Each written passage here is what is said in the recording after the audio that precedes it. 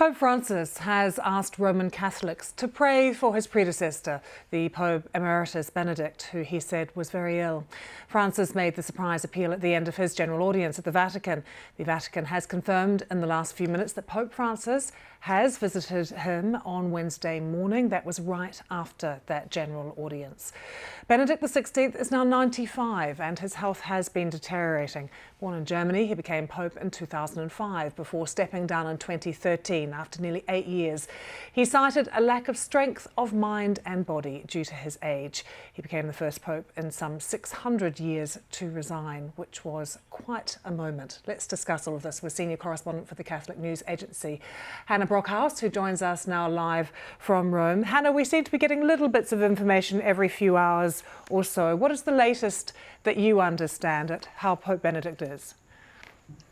Well, that's exactly right. From the Vatican, it's been confirmed that Pope Emeritus Benedict XVI is under medical care of doctors, that, his health seems to have declined, they say, in the last few hours. So obviously everyone is a little bit on the edge of their seats to hear more, to know if it becomes more serious. The Vatican has posted on their Vatican news channels a prayer for the Pope Emeritus following Pope Francis's appeal, obviously, for Benedict. Why do we call him a Pope Emeritus?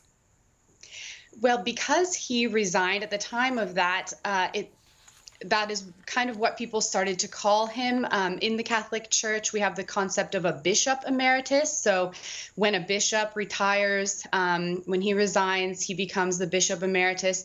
And since the Pope is the Bishop of Rome, people started to call this figure the Pope Emeritus. Actually, at the time, Benedict XVI said he kind of wanted to be called Father Benedict. That was his idea, to go back to that title, but the one that has stuck is Pope Emeritus.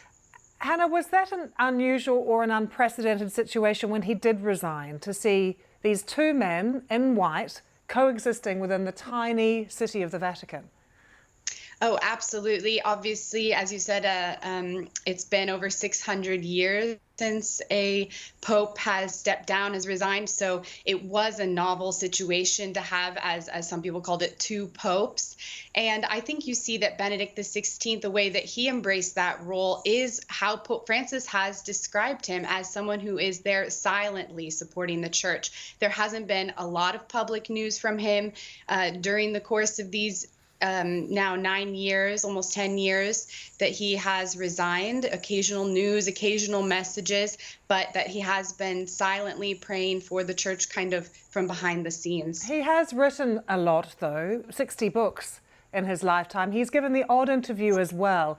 Is he being seen in some ways, Hannah, as a bit of a lightning rod for some conservatives within the church who oppose some of what Pope Francis has been trying to do? Certainly some people have painted him that way or have taken his statements and tried to read them in a political light. Obviously, the same happens with Pope Francis, so I don't find it too surprising that you'll see the same kind of dynamic and commentary around Benedict XVI. He, of course, has always distanced himself from that, and others around him have done the same.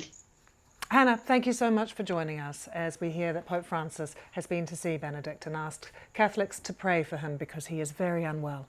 We're getting updates from the Vatican and we'll continue to bring you the latest as soon as we hear from the Vatican.